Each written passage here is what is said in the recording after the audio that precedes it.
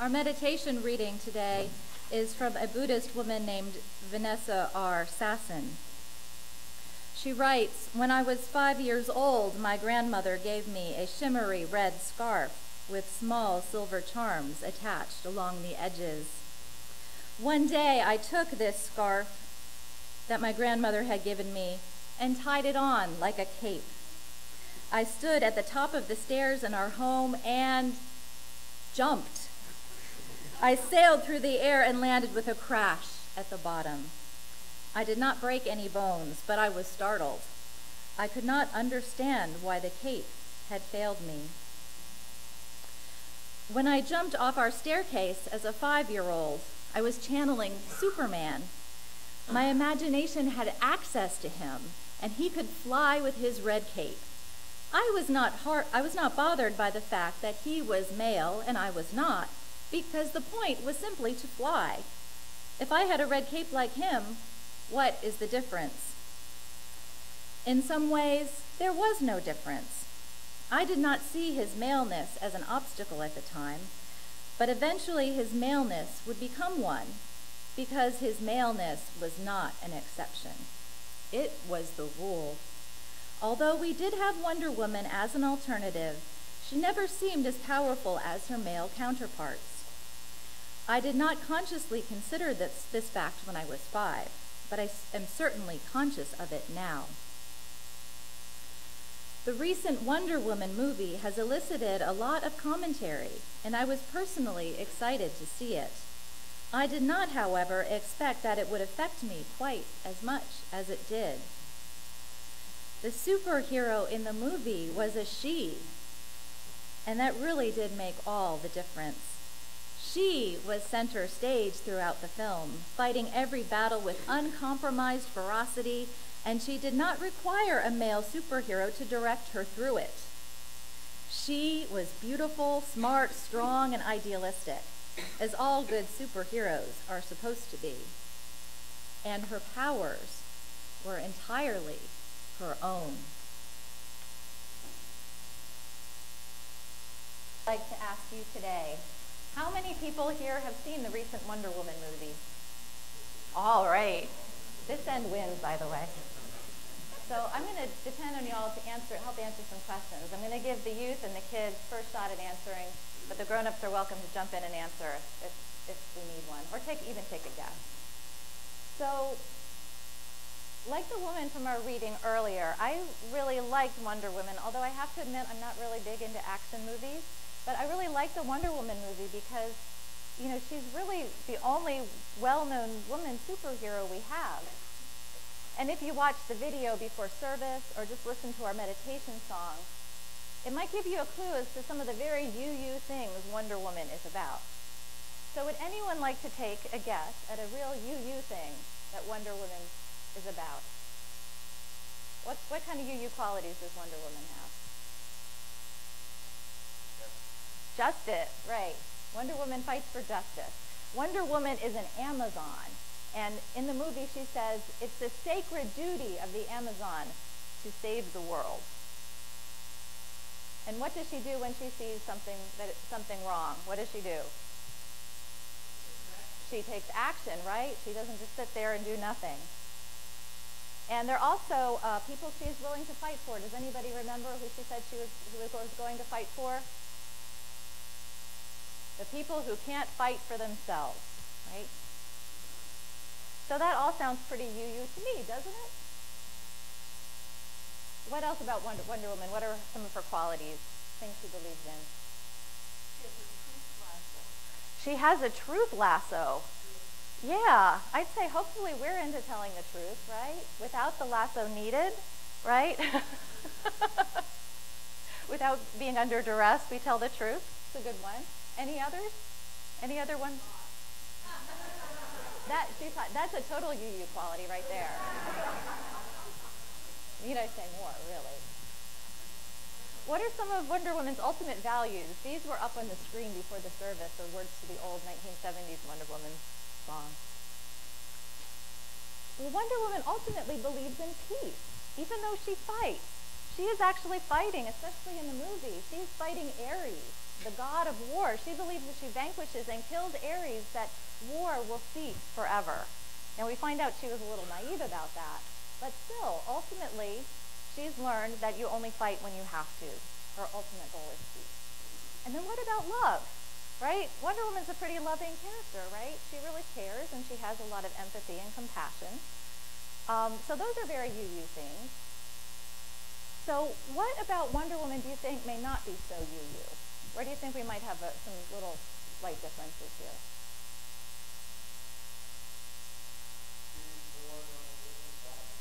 She's more than a little violent. Yeah, as though she kind of holds on to violence as a last resort. She does fight and she uses weapons, and occasionally she has to kill somebody. And that's not a very you thing, right? Because UUs are typically, we favor nonviolence. We look at, famous people like Dr. King and Gandhi, who changed the world not with fists or with weapons, but they changed it with nonviolence and love. So as UUs, since we don't have swords, and we don't use guns, and we don't use our fists, what are some of our weapons that we use to get our message out to the world and to fight for justice? We march, we protest, we march, we do public witness. I heard some over here. We educate people. We reason, we use real facts. What else? We use words of inspiration. We vote, right? We contact our legislators. We set an example. We use the democratic process. Right. And a good sense of humor is not only a good weapon, sometimes it's a wonderful survival tool, right? Okay. So, and there's another area where I think, although she's one of our few women superheroes, I think there's another area where we're also lacking in our superheroes. And that, I think, is diversity. Have you noticed that not only are most of our superheroes men, a lot of them are white? Most of them, almost all of them we know, the most famous ones are white. I thought of the Incredible Hulk, and he's green, but really, that's not cool. So our own superheroes, the ones you go see movies about, don't represent the way, really don't represent America in the terms of the way it looks and the people, and the colors of their skin and their ethnicities. And we don't really have any famous gay superheroes or transgender superheroes, or superheroes with physical disabilities. And I totally think someone with a physical disability can be a superhero, because it takes more than muscles, right? And the ability to fight, especially to fight like a UU, right? So we got to thinking about, we need more diverse superheroes. So we are going to have a lesson on some superheroes that already exist you may not know about, and you might want to find more about.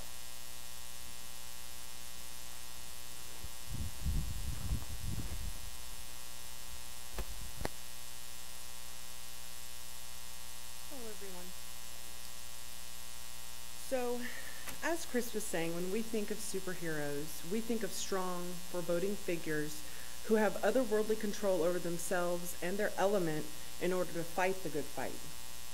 Classic superheroes are, by and large, white, male, with some very notable exceptions, muscular, and each has proven their weight in worthwhile stories and historical events. What we don't think of are insecure teenagers from an ethnic minority who are just as obsessed with heroes as we are, and who, when given their own powers, struggle with the notion that they are now the one thing that they hold dear. This brings me to our first superhero. Meet Kamala Khan, aka Miss Marvel. She is a teenage Pakistani American with shape-shifting abilities. This comic book hero was the first Muslim woman to get her own comic book. She explores community, home, religious duties, and focuses on the struggle with labels imposed on her heritage. She challenges the assumptions many Americans have about Muslims and is a radical departure from how the media tends to depict Muslim Americans.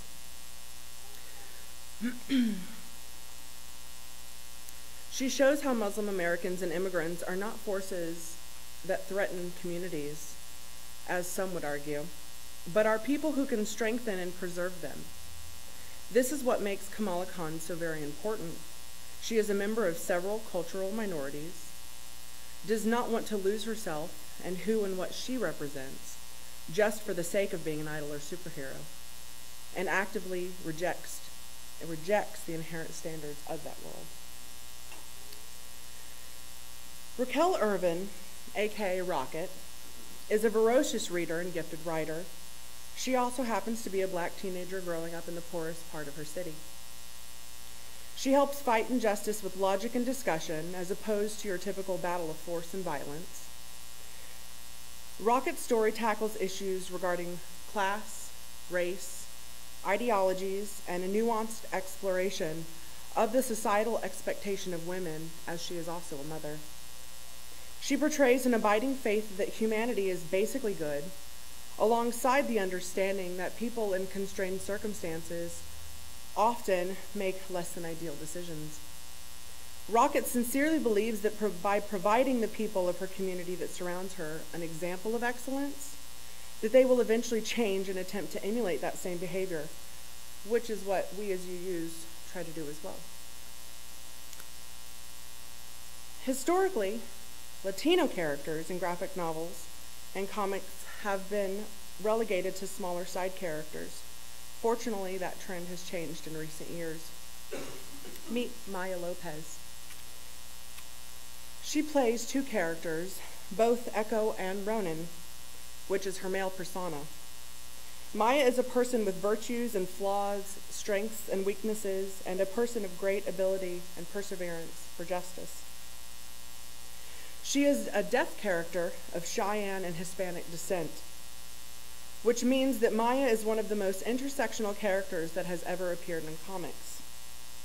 Maya's presence in the Marvel continuity is incredibly important because, in a lot of ways, Maya fights the stereotypes with which the deaf community are often portrayed, particularly helplessness. Yet at the same time, Maya has photographic reflexes, the ability to remember, replicate, and repeat ad nauseum someone else's physical motions. She is basically a world-class cryptographer, able to recognize and decipher complex patterns, and then translates them through herself like a Rosetta Stone, which is anything but helpless, wouldn't you think? Superheroes come from all kinds of backgrounds. The next superhero is considered to be a great fighter even without superpowers of her own. Meet Renee Montoya, aka The Question. Renee is a queer Latina police officer with ties to Catholicism, whose story explores everything from alcoholism to police brutality. Her parents were not happy when she decided to become an officer. They thought prejudices against Latinos in their community would lead to her unhappiness. Renee stresses that she chose to be a police officer to help change the system from the inside. She fights those who prey on the less fortunate and undertakes the challenge that falls to many superheroes: to save humanity from its shortcomings and to bring evil to justice. Her story acknowledges that we are all human, capable of evil and virtue, sadness and joy, and there is fantasy in life, of adventure and superpowers, bravery and justice, but these wonders are also woven into the realities of our own community, which is filled with raw emotion and the love for humanity.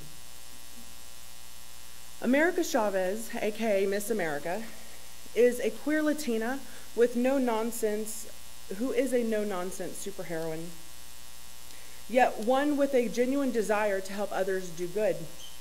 She is from an alt-reality called the Utopian Parallel, an idealistic reality that once faced destruction.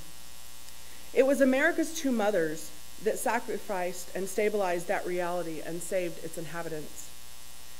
Though it would leave America with no family and angry with loss, aspiring to emulate the noble sacrifice of her parents, she would dimension jump in search of other less than ideal realities in order to help its inhabitants and be a hero. She reminds us that it will take all the brawn, brain, and experience we have in order for us and our community to work together through our differences and come together for the sake of the multiverse. Marvel has been working on diversifying its cast of characters for quite some time now. The promotion of superheroines like America Chavez, Renee Montoya, Maya Lopez, Raquel Irvin, and Kamala Khan in this particular moment in history, when women, LGBT, Hispanic, and Black communities are among those feeling the most threatened in our current administration. It makes it close to a perfectly timed agreement. Call it Marvel's way of making America. As you can see, superheroes can be many things. In a moment, we'll be playing a video for you, and during this time, I'd like you all to think about your own superpowers. What do they look like? Does your superhero have a name? Thank you.